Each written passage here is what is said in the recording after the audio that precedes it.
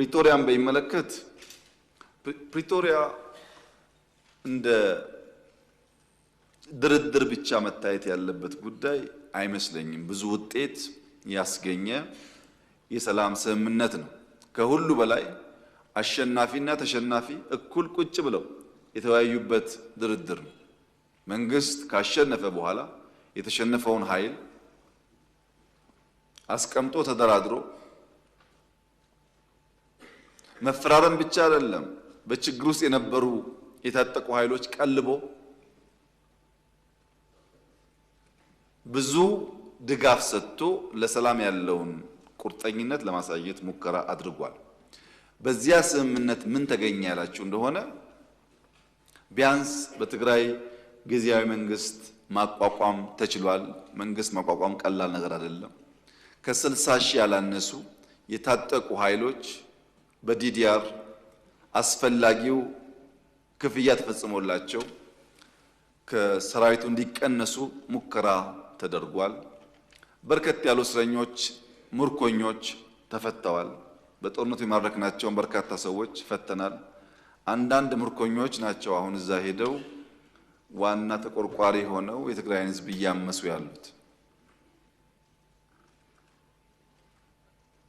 ምርኮኞች መፍታት ብቻ ሳይሆን ሰርቪስ ቆሞ የነበረ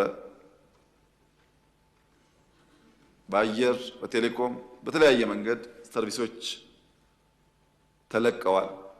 ከዚያ ባሻገር እነዚህ ኃይሎች ሀብታችን፣ ንብረታችን የሚሏቸውን በተለያየ ቦታ ያሉ ሀብቶቻቸውን ጠብቀን አቆይተን ሰጥተናቸዋል። ቤቶች፣ ህንፃዎች እንደምታውቁት ማለት ነው። ከየት መጣ ብለን በቀላሉ ምክንያት ፈጥረን መውረስ የምንችላቸውን ሀብቶች ለሰላም ሲባል አቆይተን መልሰናል።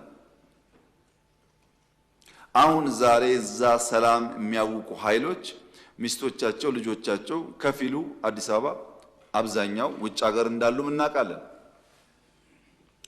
አዲስ አበባ ያሉትን ከፊል ቤተሰብ ያልነካንበት ዋናው ምክንያት በአንድ ሰው ጥፋት ዘሆል ቤተሰብ መታመሱን እንደ መንግስት በወደ ሰፊነት ማየት ይሻላል ብለን ስላሰብን በርካታ ጥቅም ከማስገኘቱ በተጨማሪ ለምን ፕሪቶሪያ ተስማማችሁ የሚሉ ደግሞ በጣም በርካታ አኩራፊዎች ተፈጥረዋል።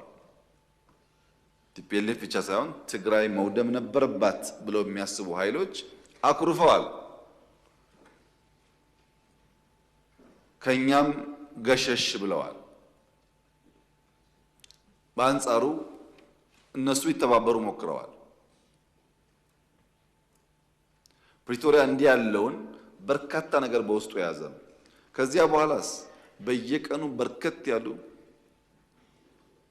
ውጊያ፣ ጦርነት ሊቀሰቅሱ የሚችሉ ፕሮቮኬሽንስ በየጊዜው ትግራይ ባሉ ኃይሎች ይፈጸማል። በየጊዜው ከሁሉ የከፋው አሁን በርካታ የትግራይ ልጆች በጉልበት ታፍሰው ሱዳን ላለው ጦርነት ተሽጠዋል። በሱዳን ጦርነት ውስጥ የትግራይ ወጣቶች በማያውቁት ጉዳይ ሕይወታቸውን እያጡ ይገኛሉ።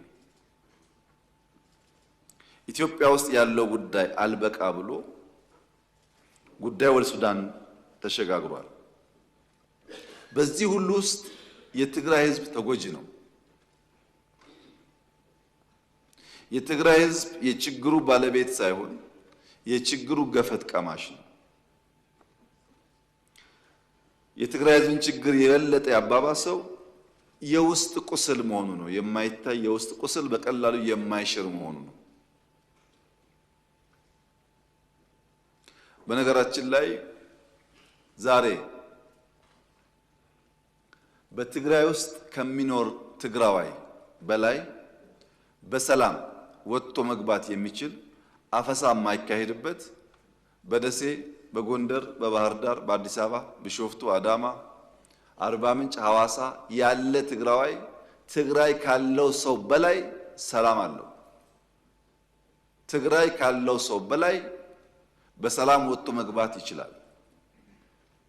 የሚያሳዝነው ይህ ጉዳይ ግን ትግራይ ብቻ አይደለም።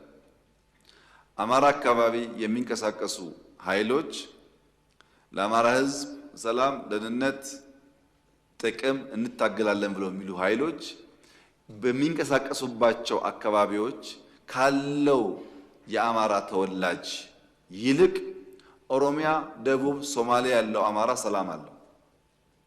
እነዚህ እንታገላለን የሚሉ ኃይሎች ያሉበት አካባቢ የበለጠ ፍራቻ፣ የበለጠ ግድያ፣ የበለጠ ዘረፋና መታገዶች አሉ። ኦሮሚያ አካባቢ ለኦሮሞ እንታገላለን ብለው